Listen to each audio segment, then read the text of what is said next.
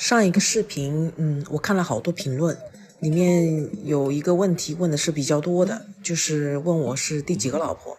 然后我今天大概的统计了一下，差不多80%-90%都是男性问的。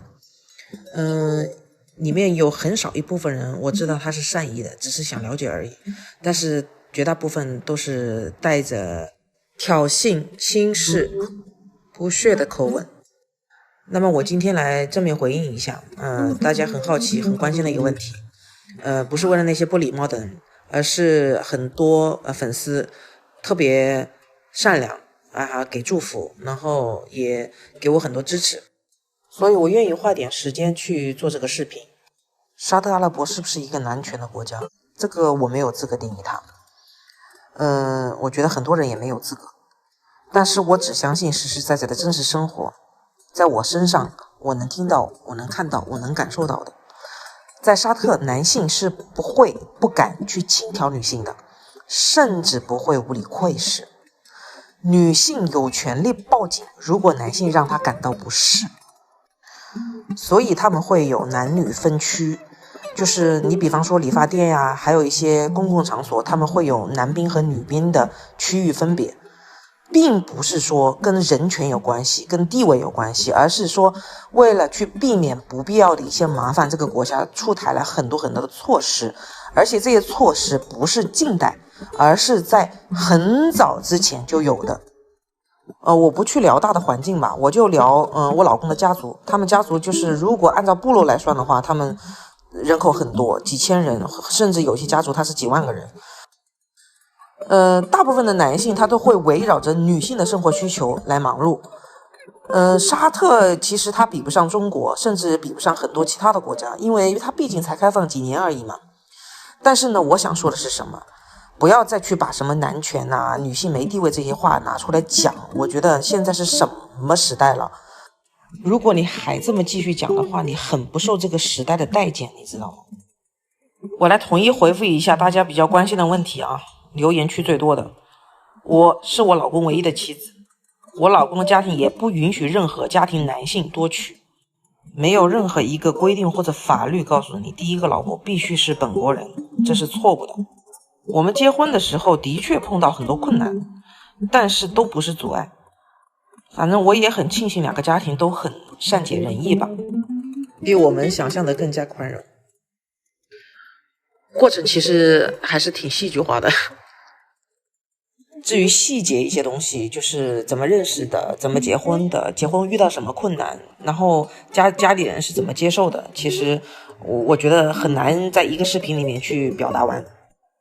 我来给大家说一个在机场碰到的一个小事情吧。我们在机场换登机牌的时候遇到一个陌生人，他请我老公给他带一份文件，下了飞机交给某一个人。这个东西看上去挺要紧，也很急的。我老公反正他是很自然的照单全收，我还以为他俩认识，其实是不认识。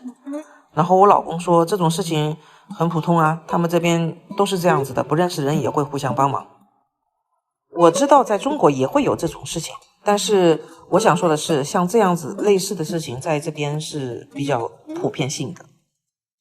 很多人的生活都是大同小异，环境让人有更凸显的特点。沙特它没有灯红酒绿，使更多的人在一个相对更单纯的环境里生活，保持原有的纯洁。然后在机场里面还碰到一个小插曲，就是我在拍一个镜头，结果警察过来了，让我把这个镜头拍摄到的删掉。这个国家你如果拿起相机去拍别人是非常危险的一件事情，我真的是拼了老命。所以以后如果有机会到沙特旅游的同胞们，你切记千万不要拿手机的镜头对着别人拍，特别是女性。我们在飞机上又再一次的感受到一些空乘的热情，他们应该挺喜欢中国的，会说自己的弟弟在学中文。下了飞机第一件事情就是找到接收文件的人，这个是我老公觉得很重要的一件事情，所以一直在联系。如果大家还有其他想了解的，留下你的问题，我会挑选一个问的最多的，在下一个视频继续更新。只要是善意的，我都可以知无不言，言无不尽。好了，散会。在沙特阿拉伯，我作为一个外来民族的媳妇儿，跟沙特婆婆和小姑子们的相处，给我留下了一段非常美好的回忆。甚至因为他们的存在，给我自己的丈夫都加了好多分。不同的种族，不同的语言，不同的文化背景，但是我们之间有着一种息息相应的感觉。在婆婆家的时间已经开始要倒计时了，因为我们要去沙特的利雅得，为我们回国做一些准备。所以呢，今天又一大家子人全部都要去四姐姐那边。所以准备6点多钟解封的时候呢，我们随便吃点点心，喝点水，准备一下晚上去四姐家里吃饭。今天晚上只有女孩子和小孩子，男生自己安排。我老公今天跟我说，有好多阿姨私信给他说让大龙给他们找一下女婿。就是他跟我说这些事情的时候，他的表情就让我觉得很好笑，因为都是阿姨们，又是女孩子，都是小仙女，然后呢，他又不知道怎么回复，但是他也不知道怎么给他们去找老公。我就对他说了一句，我帮不了你。但是呢，通过这件事情呢，我又自己反思了很多，是不是我的视频解除了很多人的偏见和误解，但是又造成了另外一部分人的误解。我相信关注我比较久的人对沙特阿拉伯这个国家还是有很大的一个改观的，但是我不希望我的视频又造成了其他的一些误会。首先，第一，大家看事情、看视频这个东西呢，就是你要看它的重点在哪里，永远都不要给自己设限，哪里的人适合做老公，哪里的人适合做老婆，不科学。镜头里面的生活都是让人向往的，但是镜头以外的他们的生活，你们根本就看不见。你在一个全新的国度，没有你自己的父母，没有家人的支持，也没有朋友，也没有闺蜜，就是懂吗？就是孤独。你的老公对你再好，你的孩子再听话，你就是孤独的。好，我们退一万步来说，如果你很幸运碰到一个老公，他对你很好，一心一意的，家里条件也特别好，能够让你衣食无忧，那万一呢？万一你碰到一个沙特版海王怎么办呢？同时跟其他3个女人一起分享你的丈夫，哪怕是他给你一个宫殿住着，你能开心吗？你可以开心1个月，你可以开心1年，你能开心一辈子吗？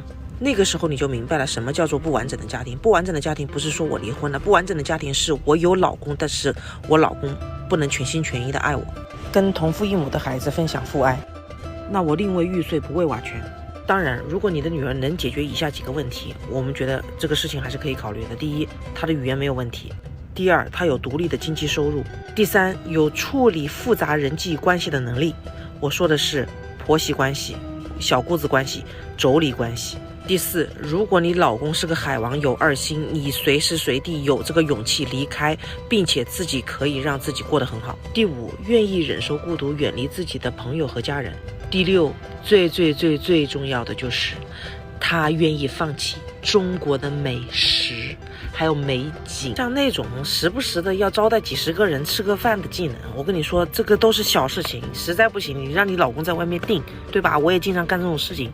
当然，我跟大龙能够在中国定居，能够在中国创业，有我们自己的事业，我觉得我们是非常幸运的。让我觉得更加被眷顾的是，因为大龙家里人都非常明事理，特别是我婆婆，我非常能够理解我的婆婆，其实她是非常希望她的儿子能够留在她身边的，但是我婆婆又很理解我们的工作又在那边，而且我自己的父母就只有2个孩子，一个在美国，那一个在沙特，我父母怎么办？我们在沙特所有一切的便利和舒适，其实回到中国以后都是不存在的。我是绝对不会为了取悦别人让自己委屈，你要取悦别人，你先要取悦你自己，你自己开心了，你才会让别人开心。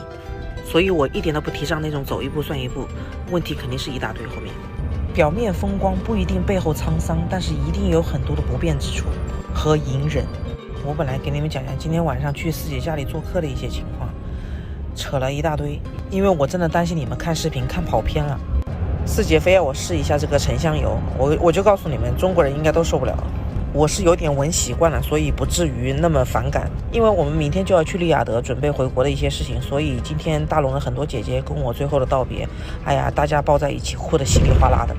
我也是真的很久没有那样哭了，他们非常舍不得肉肉。